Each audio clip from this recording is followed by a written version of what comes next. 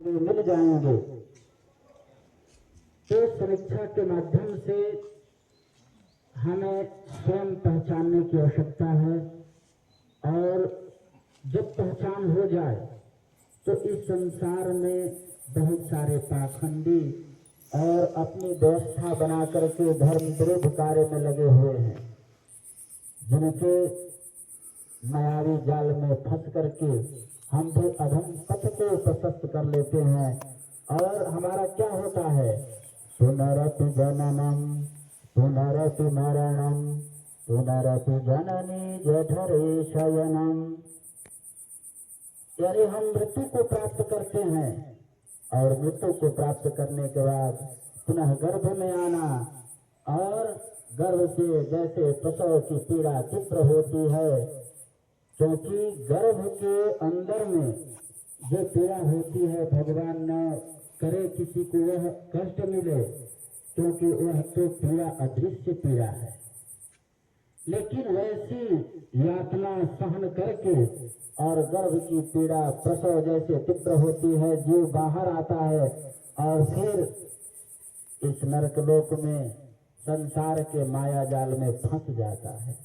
लेकिन हमें फंसना नहीं है, क्योंकि फंसेंगे तो फिर वही स्थिति बनेगी, मृत्यु होगी, गर्भ में आएंगे, फिर बाहर, फिर माया में फंसेंगे। तो बाहर निकलने के लिए हमें शाश्वत को पहचानना पड़ेगा कि हमारा शाश्वत क्या है, सत्य क्या है। कहीं आप पुराणों की कथा भी सुने होंगे, तो महर्षि वेदव्यास जी ने भगवान को सत्य से ही वंदन किया है। सत्यम परम धीमहि, सत्य स्वरूप बताया है। तो हमारा सत्य सनातन क्या है? सत्य सनातन यह ऐसा धरोहर है कि जिसके संरक्षण और सुरक्षा में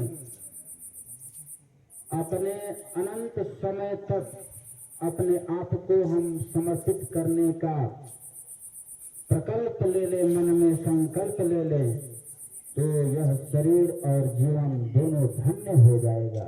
ओम नमो नारायण। नारायण, ओम नमो नारायण।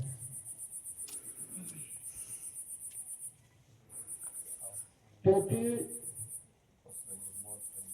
श्रीमद् भागवत के रास पंचोध्याय में गोपियों ने भगवान श्री कृष्ण से कहा कि प्रभु,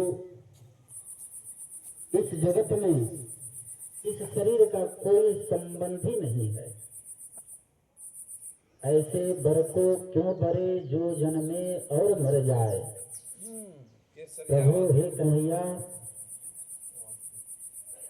इस जगत में मैं जिसको अपना मानता हूँ, यह मेरे शरीर का पति है, इस शरीर का पुत्र है, इस शरीर का पिता है, इस शरीर का यह माता, इस शरीर का संबंधी, इस शरीर का समाज, लेकिन कहीं कोई वास्तविक संबंधी नहीं है। वास्तविक संबंधी कौन हो सकता है? केवल परमात्मा ही हो सकते हैं। और उस परम तत्व को हम कैसे प्राप्त करेंगे? उस परम तत्व को हम संत श्री चरण से ही प्राप्त कर सकते हैं। और हमारा सत्य सनातन शाश्वत प्रत्यक्ष यदि कुछ है तो संत ब्राह्मण ही।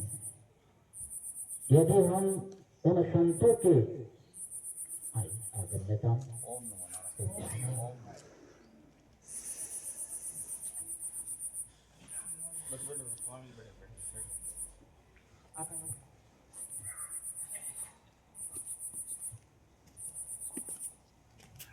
यदि हमारे अंदर उस सनातन की रक्षा के प्रति भाव जागृत हो, तो हम आना पड़ेगी।